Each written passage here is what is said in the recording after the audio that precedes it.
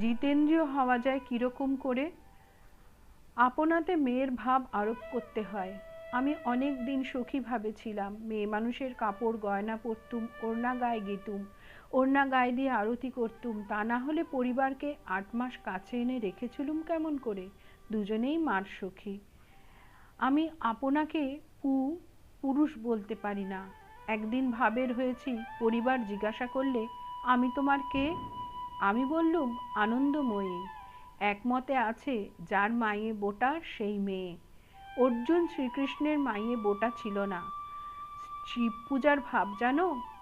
শিবলিঙ্গের পূজা, মাতৃস্থানের ও পিতৃস্থানের পূজা।